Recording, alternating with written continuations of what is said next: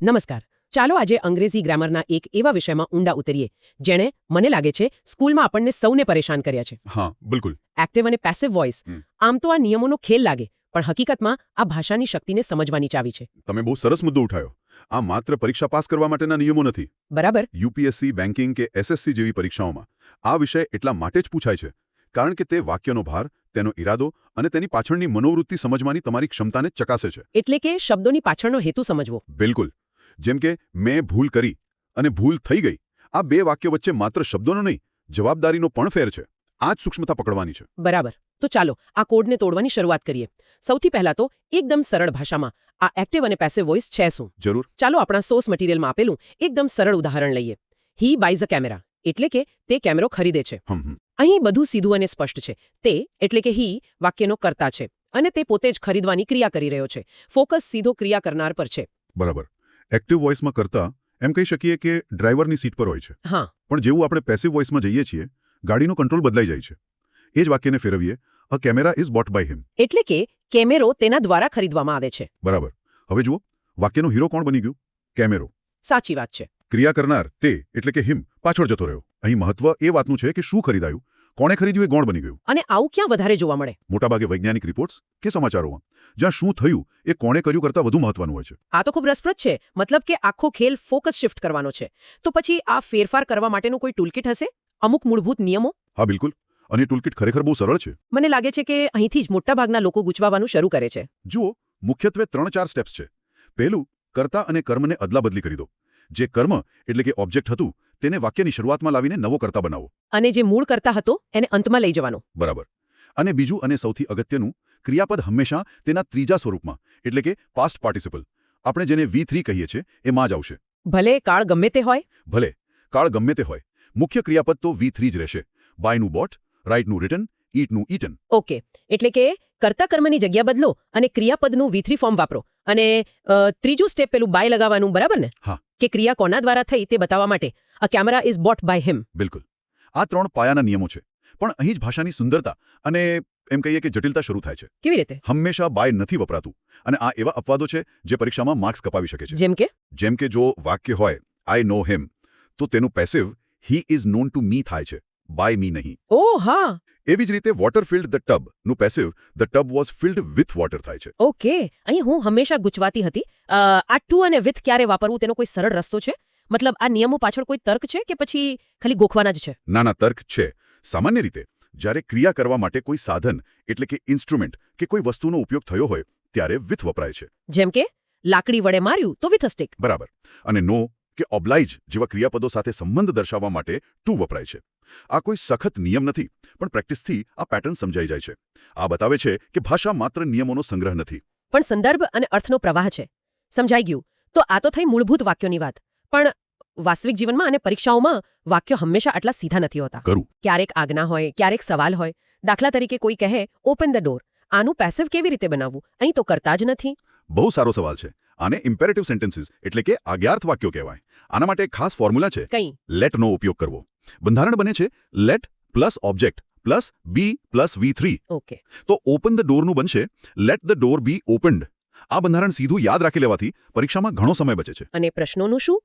ખાસ કરીને એવા પ્રશ્નો જે are you, is he, will they થી શરૂ થતા હોય, એને પેસિવમાં ફેરવતી વખતે પ્રશ્નોનો ભાવ કેવી રીતે જાળવી રાખવો?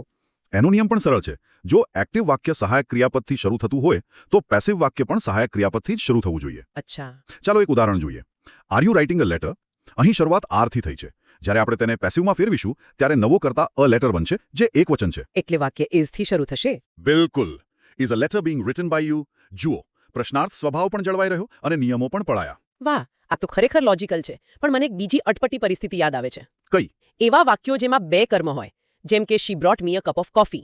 અહીં મને પણ કર્મ છે અને કોફીનો કપ પણ કર્મ છે. તો કોને હીરો બનાવવો? ઉત્તમ પ્રશ્ન. અહીં આપણી પાસે પસંદગી છે. આપણે બંને કર્મમાંથી કોઈને પણ વાક્યનો કર્તા બનાવી શકીએ છીએ. અને બંને સાચા ગણાય? હા, બંને વ્યાકરણની દૃષ્ટિએ સાચા હશે.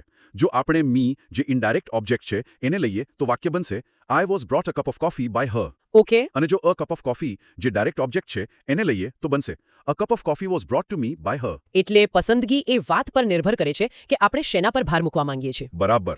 મારા પર કે કોફીના કપ પર. ઓકે. આટલા નિયમો અને અપવાદો પછી મને લાગે છે કે હવે પ્રેક્ટિસ કરવાનો સમય છે. આપણા મટીરિયલમાં કેટલાક બહુવિકલ્પી પ્રશ્નો એટલે કે MCQs છે. હા, ચાલો એને જોઈએ. ચાલો એમાંથી કેટલાકનું વિશ્લેષણ કરીએ અને જોઈએ કે આ નિયમો વ્યવહારમાં કેવી રીતે કામ કરે છે.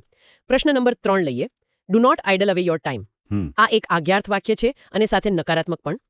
હા, તો અહીં આપણે હમણાં જ ચર્ચેલી લેટવાળી ફોર્મ્યુલા લાગુ પડશે, પણ સાથે નોટ પણ છે.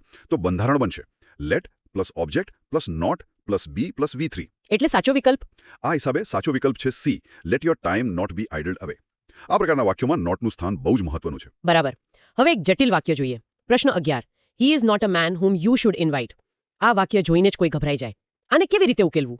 જટિલ વાક્યોને હંમેશા ટુકડાઓમાં તોડીને સમજવા. ઓકે. આ વાક્યના બે ભાગ છે. પહેલો ભાગ છે he is not a man. આમાં કોઈ ફેરફાર નહીં થાય કારણ કે તેમાં કોઈ કર્મ નથી. બીજો ભાગ છે હુમ યુ શુડ ઇન્વાઇટ. આનું પેસિવ બનાવવાનું છે. હા, અહીં યુ કર્તા છે અને હુમ એટલે કે અ મેન કર્મ છે. તો તેનું પેસિવ થશે who should be invited by you. હવે બંને ભાગને જોડી દો.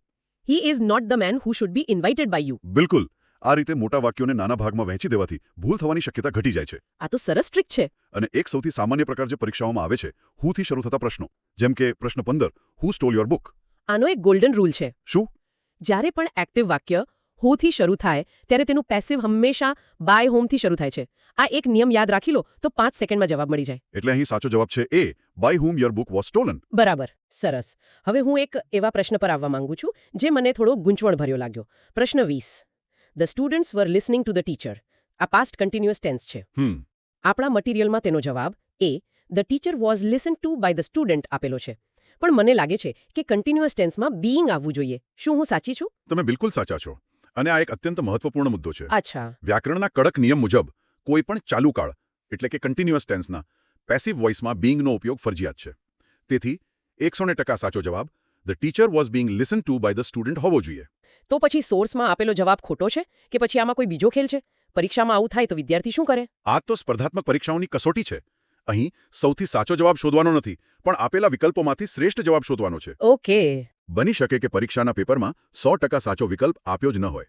ત્યારે તમારે જોવું પડે કે કયો વિકલ્પ નિયમોની સૌથી નજીક છે. અહીં વિકલ્પ એમાં બીઇંગ નથી, પણ કર્તા કર્મની અદલાબદલી અને V3નો નિયમ બરાબર છે. અને બીજા વિકલ્પોમાં કદાચ મોટી ભૂલ હોય. હા, કદાચ કાળ જ બદલી નાખ્યો હોય અથવા બીજું કંઈ ખોટું હોય. આ ઉદાહરણ શીખવે છે કે નિયમોની ઊંડી સમજ કેટલી જરૂરી છે, જેથી તમે આવા સંજોગોમાં યોગ્ય નિર્ણય લઈ શકો. ખૂબ જ સરસ સમજૂતી. આનાથી સ્પષ્ટ થાય છે કે માત્ર નિયમો ગોખવાથી કામ નહીં ચાલે. તો આજની ચર્ચાને ટૂંકમાં ફરી જોઈ લઈએ. જરૂર. આપણે સમજ્યા કે એક્ટિવ એટલે જ્યાં કર્તા મુખ્ય હોય અને પેસિવ એટલે જ્યાં ક્રિયા કે કર્મ મુખ્ય હોય. પછી આપણે રૂપાંતરણના મૂળભૂત નિયમો જોયા. કર્તા કર્મની અદલાબદલી હંમેશા V3. હા, અને બાયનો ઉપયોગ સાથે ટુ અને વિથ જેવા અપવાદો પણ સમજ્યા. અને છેલ્લે આજ્ઞાર્થ અને પ્રશ્નાર્થ વાક્યો જેવા ખાસ કિસ્સાઓ પર પણ નજર નાખી. બરાબર. અને શ્રોતાઓને હું પ્રોત્સાહિત કરીશ કે તેઓ સોર્સમાં આપેલા બાકીના પ્રશ્નોનો અભ્યાસ કરે, કારણ કે પ્રેક્ટિસ જ તમને પરફેક્ટ બનાવશે. બિલકુલ. બસ 4 વાતો મગજમાં રાખવાની છે. કોણ કોની જગ્યાએ જાય છે, ક્રિયાપદનું કયું રૂપ વપરાય છે, બાય ક્યાં લાગે છે અને ક્યાં નહીં, અને સૌથી અગત્યનું કાળ એટલે કે ટેન્સમાં થતા ફેરફારો પર ખાસ ધ્યાન આપવું. આ ફેરફારો સૌથી વધુ માર્ક્સ અપાવે છે અથવા કપાવે છે. સાચી વાત. આજના આ ઊંડાણપૂર્વકના વિશ્લેષણને સમાપ્ત કરતા પહેલા શ્રોતાઓ માટે એક અંતિમ વિચાર. હવે પછી જ્યારે પણ તમે કોઈ સમાચાર વાંચો, કોઈ કોર્પોરેટ ઈમેલ વાંચો કે કોઈ નેતાનું ભાષણ સાંભળો, ત્યારે એ નોંધવાનો પ્રયત્ન કરજો કે ક્યારે એક્ટિવ વોઇસ અને ક્યારે પેસિવ વોઇસનો ઉપયોગ થયો છે. બહુ રસપ્રદ કસરત છે આ. જ્યારે કોઈ કંપની કહે છે કેટલાક કર્મચારીઓને છૂટા કરવામાં આવશે, એટલે કે some employees will be let go, એટલે કે કેટલાક કર્મચારીઓને કાઢી રહ્યા છીએ, એટલે કે we are firing some employees કરતાં કેટલું અલગ લાગે છે. ભાષાની આ પસંદગી પાછળનો ઈરાદો શું હોઈ શકે? આ વિચાર તમને માત્ર ગ્રામર નહીં પણ લોકોની મનોવૃત્તિ અને સંચારની કળા સમજવામાં મદદ કરશે. જોવા બદલ આભાર.